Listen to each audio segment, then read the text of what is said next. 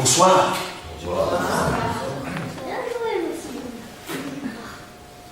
Ça commence bien. Il était une fois, pour commencer, non pas un enfant, mais un homme qui était là au bord de l'Oued, au bord de la rivière. Puis il voit son chat qui est là tout plein de boue. Alors il attrape son chat et il commence à le laver. Il y a la voisine qui passe, qui lui dit mais faut pas laver ton chat, tu vas le tuer en le lavant.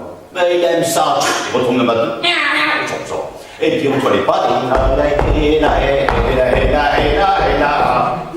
Il y a le voisin qui arrive qui dit mais faut pas laver ton chat, tu vas le tuer en le lavant. Mais ça va, il adore ça. Il retourne comme ça. Et puis tout le village est au courant qu'il est en train de laver son chat. Alors il arrive là-bas, au bout du chemin, en tournant son matou par la queue. Non, je l'avais dit qu'il fallait pas laver ton chat, que t'allais le tuer en le lavant. Mais c'est pas en le lavant que j'ai tué, c'est en les sauvant.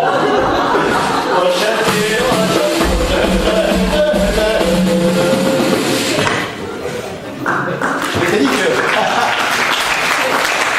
Et pour commencer la soirée, quelques histoires de Nasreddin Jahaouja, comme on l'appelle de l'autre côté de la Méditerranée. C'était histoire de délier la langue et un peu détendre les zygomatiques. Ça vous intéresse, les histoires de Nasreddin? On dit si t'en racontes une, il faut en raconter 7. Ça a commencé. Nasreddin, il faut savoir que dans son village, il fait chaud, si chaud, peut-être un petit peu de façon générale. Mais quand il fait chaud dans son village, c'est que dans son village, quand les vaches, elles passent, elles ont tellement chaud que quand elles secouent leur mamelle, c'est du lait en poudre qui sort. Les poules, quand elles marchent, chaque fois, elles tombent de l'œuf, mais c'est un œuf dur. Alors on est allé chercher Nasreddin, on lui a dit, est-ce que toi tu peux faire quelque chose? Tu peux faire tomber la pluie? Il a dit oui. Il est avec sa petite bassine qu'il avait achetée, c'était des sols, deuxième des marques. Petite bassine jaune. Vous la voyez la bassine? Jaune. Et puis là, il a dit, mais si vous voulez que je vous fasse tomber de l'eau, il va falloir un petit peu d'eau dans ma bassine. Alors les gens, ils comprennent pas trop, mais bon, on a plus ou moins un jerrycan qu'on avait gardé pour le village. Alors, on a versé de l'eau comme ça. Il commence à se déshabiller. Il enlève son jupe, sa chemise. Puis il commence à laver. Et il y a tout le village qui est là, qui est réuni. Nasreddin, il va faire tomber l'eau. Quand il a fini de laver, il met sa chemise trempée sur l'épaule et là, il jette, ça va? Il jette l'eau comme ça. Puis il dit maintenant il faudrait de l'eau pour la rincer. C'est pas possible, mais il a exagéré. Heureusement, il y a une maman qui est là, qui avait gardé un petit peu d'eau pour son tout petit bébé qui vient de naître. Et là, elle rajoute un fond d'eau comme ça dans la bassine. Il met prend sa chemise. Voilà, il la rince. Et ensuite, il se dirige vers la corde à linge qui est là, qui pend. Et il prend sa chemise, et il la met à sécher. À ce moment-là, il y a des nuages noirs qui arrivent, qui déchirent, et il pleut. Et il dit voilà, c'est chaque fois pareil. Chaque fois que je vais la laisser la sécher, il se met à pleuvoir. Il y a le voisin de Nasreddin le lendemain qui vient le voir, qui lui dit Nasreddin, est-ce que tu pourrais me prêter ta corde à linge? Il dit ah non, je peux pas, voisin, je peux pas, je suis en train de faire sécher de la farine dessus. Mais qu'est-ce que tu racontes? On ne peut pas faire sécher de la farine sur une corde à linge. Mon voisin, écoute-moi, quand on ne veut pas prêter sa corde à linge, on peut faire sécher n'importe quoi dessus. Ça a été pareil pour le bourricot. Le voisin, il est venu chercher le bourricot là. Il dit est-ce que tu peux pas très ton âne, s'il te plaît? Je suis désolé, voisin, mais il faut savoir qu'il y a justement ça, et tu sais, il est parti, il est venu, il avait du bois, il devait débarder du bois, et il l'a pris ce matin, le bourricot. Ce qui n'est pas vrai, bien sûr. L'âne, il est là tranquillement dans l'étable, et à ce moment-là, il y a l'âne qui se fait abreuver. Et le voisin, il dit mais qu'est-ce que tu me racontes, ton âne? Il est là, je t'entends, il est en train de faire. Nasreddin dit si tu préfères croire la parole de mon âne à la mienne, on n'a plus rien à faire ensemble. Nasreddin Hoxha, on dit qu'il est parti. Il est allé à la ville d'Al-Kéhil, il est allé voir le calife. Parler au calife, voilà ce qu'on dit. Jamais personne au village n'a parlé au calife. Le calife d'ailleurs n'a jamais parlé à un villageois. Ça. Alors on attend. On attend le retour de Nasreddin.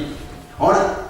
Et là-haut sur la colline, on voit un petit point comme ça, il descend avec son âne. Non, ça il est de retour, il est de retour. Alors il y a les éclaireurs qui partent comme ça, ils arrivent devant. Oh maman, là, Nasreddin. Et il fait comme ça avec la tête. Ouais, le calife m'a parlé. Oh, le calife m'a parlé à Nasreddin. Alors c'est la grande fête au village. Et le calife il a parlé à Nasreddin. Il y a toutes les femmes qui viennent. William, ça danse. Les narguilés qui sortent, tout le monde se met à fumer. C'est la liesse générale.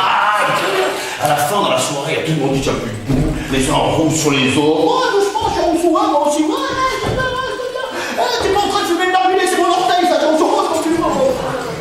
Comme ça, la liesse générale. Puis t'as vu, c'est un petit gars qui doit pas être plus grand que toi. On avait 17 ans. Je ne donnerai pas les cartes d'identité. Pas plus grand que toi. Il arrive comme ça, et puis il tire par la manche Nasreddin, il dit Nasreddin, c'est vrai que le calife t'a parlé. Comment ça s'est passé? Il raconte. Ah oui, comment ça s'est passé? C'est simple. Alors il est sorti du palais, et là il y avait tous les gardes qui étaient là. Et moi j'ai attendu. Et tac, je me suis précipité, en précipitant, et bien je suis tombé à ses pieds comme ça. Ça s'est passé comme ça, ça s'est passé comme ça. Et c'est là qu'il t'a parlé, c'est là qu'il m'a parlé. Et qu'est-ce qu'il t'a dit? Il m'a dit, pousse-toi de là, misérable. Le calife, il est venu au village. Imaginez l'affolement, le calife qui vient. Alors bon, il fallait faire tout propre, comme ça, pas le nettoyer un petit peu, mettre des pendrillons derrière, parce que derrière il y a un trou, on aurait fait le noir, comme ça. Les agriculteurs, on les cherchait, ça fait longtemps, on n'avait pas fait tout clean, tout. Il y avait encore un petit peu d'infiltration, on savait que la maison d'à côté avait été vendue, enfin bref. On savait tout ça. Tout était propre, il y avait des petits étals, en fait, il y avait des vendeurs. Et Nasreddin, lui, il vendait des éventails. Et le calife, il est passé juste là devant l'étal de Nasreddin, puis il y avait des éventails, 50 dirhams, 100 dirhams, 200 dirhams, et là, il y avait un dirham. Le calife, il a pris un dirham, il a pris l'éventail, puis il est parti. Il s'éloigne un petit peu, il fait ça, et l'éventail, il tombe à 1001 morceaux. Alors il revient, il dit, hey, dis-moi, l'ami, qu'est-ce que c'est que cet éventail? Je t'ai acheté un éventail, regarde, il est tout cassé. Il demande, il dit, mais quel est le prix de l'éventail? Un dirham. Ah, alors ils sont pas pareils ceux-là. Un dirham. Les autres éventails, d'habitude on fait comme ça. Mais les éventails à un dirham, on fait.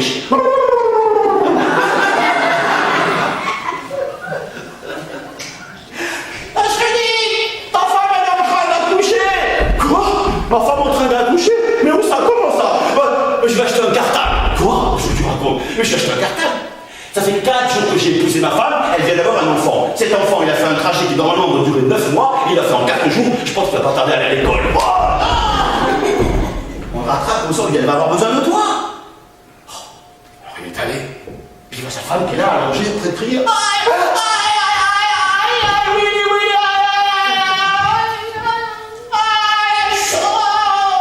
Alors il prend une quille, et entre les jambes de sa femme, il place la quille. Écoute-moi, à crier comme ça, tu vas faire peur au bébé. Il va croire que la vie est un enfer. Avec une quille, il va croire que c'est un jeu, il sortira plus vite. La sage-femme qui est là, qui veut plutôt lui dire des bêtises, tiens-moi plutôt la bougie, aide-nous à faire quelque chose. Alors il approche la bougie. Et puis la sage-femme dit, ça y est, je crois que le bébé sort. Oh, il est magnifique, c'est un garçon. Oh, qu'il est joli. Oh. Approche la bougie, Nasreddin. Je crois qu'il y en a un deuxième qui arrive. Il y a la bougie. Mais qu'est-ce que tu fais? Mais je crois qu'il y a la lumière qui les attire.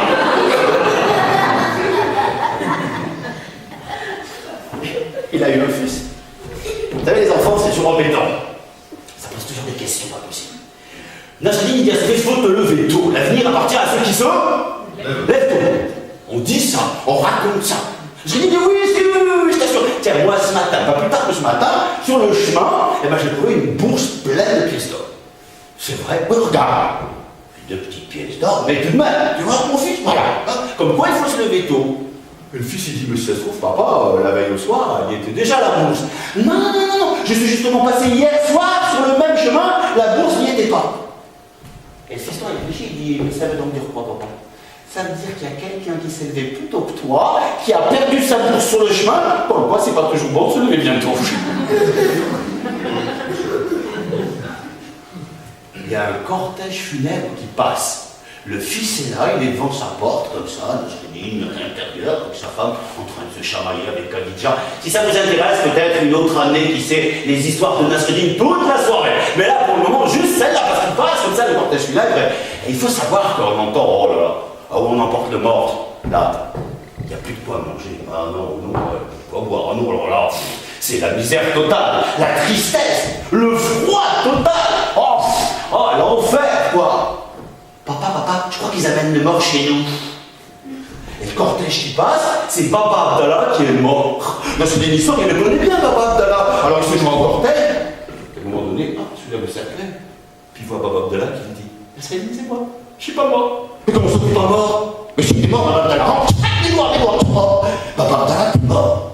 Non, je suis pas mort, Nasreddin, dis-leur que je suis pas mort. Et le gars dit, mais écoute, Papa Abdallah, c'est une chance de son vivant de voir sa propre mort. Et puis écoute, tout à l'heure, bon, on va faire des prières pour toi. Tout à l'heure, tu auras ton éloge funèbre, on te donnera tout plein de fleurs, on dira que des belles choses sur toi, et puis on va te pleurer. Alors écoute, ça compensera la peine d'être enterré. Tu vas fermer le cercueil. Vous vous dites, mais ça s'est terminé comme ça, il est pas mort. Il a failli mourir, c'est avec l'instituteur. Il est sur une barque. Nasreddin est en train de tirer les rames, comme ça. L'instituteur, il lui dit, Nasreddin, tu sais lire, moi?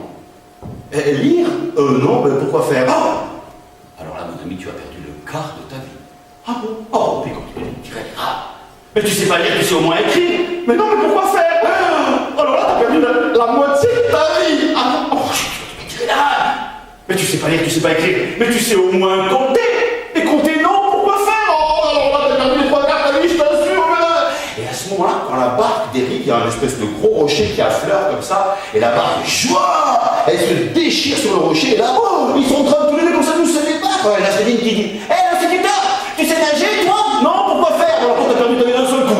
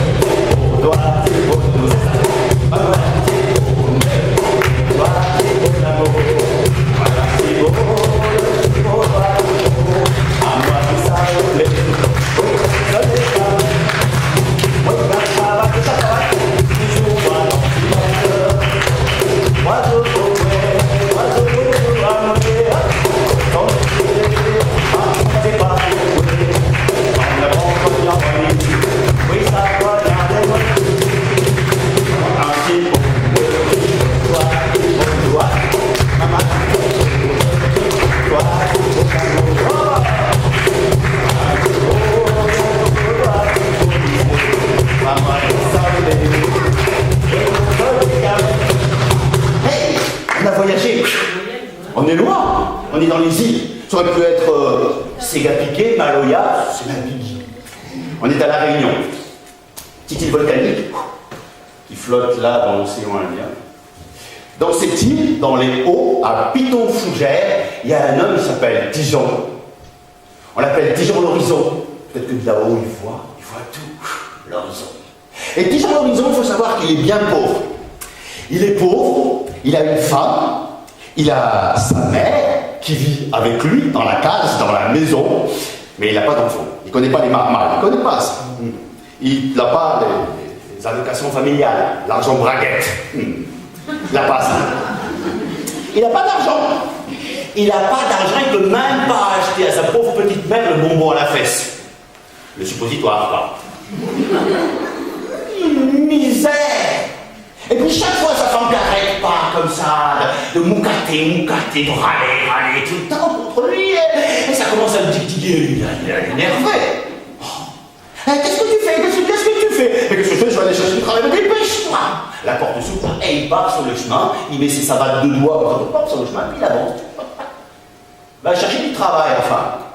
Il faut savoir, quand il a passé le champ de canne, il y a le grand arbre à pied de bois. Puis il descend la cascade, et à côté de Rivière de Cabri, là, il y a souvent un malbar, un Indien qui est là.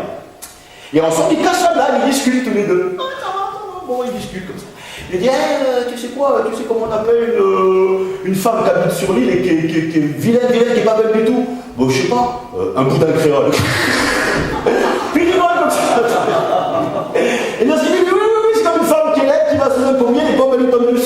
un Bouddha aux pommes. Ça va passer, il s'en va comme ça. Ça va pas trop carré, il marche. Et puis lui, quand il revient, il s'arrête quand même à côté du champ de canne, et là, il glisse ses doigts derrière la tête, il s'allonge, et là, il est bien tranquille, il y a le soleil qui darde ses rayons, il y a l'odeur de la canne à sucre, de la vanille, il est bien, il voit l'océan Indien là, les vagues le remoulent. Il se dit qu'il y a quelques oreilles qui vont venir à la fin de la planche à voile, ils vont être bouffés par les squales parce qu'ils vont croire que c'est des tortues, mais ça, ils ne savent pas, les oreilles, ça fait pour eux. Bon, et puis quand le soir arrive, il rentre tranquillement chez lui et sa femme. Ouais,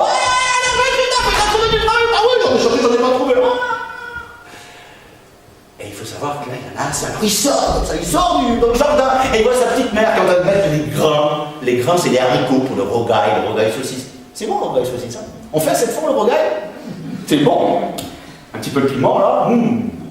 Alors comme ça, elle met les grains à côté. Maman, mais regarde, tu veux le panier là, comme ça, tu mets à côté. Oh, mais c'est pas possible. Quelle misère. Alors comme ça, il laisse sa mère, il marche, il dit, bon Dieu, si tu m'entendais, tu vois un peu dans quelle misère je suis. Si encore j'avais un fils, il pourrait m'aider, il travaillerait. C'est vrai, il travaillerait un peu d'argent. Si ma mère, elle pouvait voir, eh ben, au moins, elle nous aiderait, elle tricoterait, elle filerait, et puis j'irais vendre moi au marché de Saint-Denis. Misère. Et puis ce jour-là, comme tous les jours, sa femme qui l'avait tensé, qui n'avait pas arrêté de dire des tas, et puis fais pas, pif, et tu fais jamais ce que tu dis, tu fais pas ce que tu dis pas ce que tu fais d'ailleurs. Ça. Il est sorti, il est parti. Ça va de deux doigts, tu vois. Et là, quand il a passé les champs de canne à sucre, qu'il était devant l'arbre, au pied du bois, du bois d'or, c'est le bon Dieu qui est tombé là au pied de l'arbre. Le bon Dieu. Et quand on fait le bon Dieu, vous dites le bon Dieu. Et le bon Dieu, il avait une grande barbe. Ou alors il avait un turban, comme vous voulez. Ou alors il était assis en lotus, comme ça, en train de méditer. Bref, c'était le bon Dieu. Et il a dit, écoute, je t'entends comme ça, prier, râler beaucoup. D'accord, j'ai décidé d'exaucer ta prière. On est vendredi aujourd'hui, c'est bien ça? Pardon. Oui, ça tombe bien. Dans une semaine, tu reviens, tu fais un souhait et il sera exaucé. Mais un seul. Là, le bon Dieu, il a disparu tout là-haut, dans l'arbre, dans un nuage de poussière auréolée, un peu comme des abeilles qui disparaîtraient tout là-haut en laissant un petit peu de circuler. Bon, il cherche le bon Dieu, puis il ne le voit pas, il a disparu, il n'est pas dans l'arbre, le bon Dieu dans le front des autres, rien. Alors il rentre chez lui, un souhait. Il est rentré, sa femme. Laisse-moi te dire, femme, j'ai vu le bon Dieu. Ouais, t'as encore vu le rhum arrangé, c'est ça, avec ton copain de Malbar là-bas, je vous vois des fois. Non, je t'assure, j'ai vu le bon Dieu, il m'a dit que voilà, un souhait. Et qu'est-ce que tu vas demander? Je sais pas. Je vais demander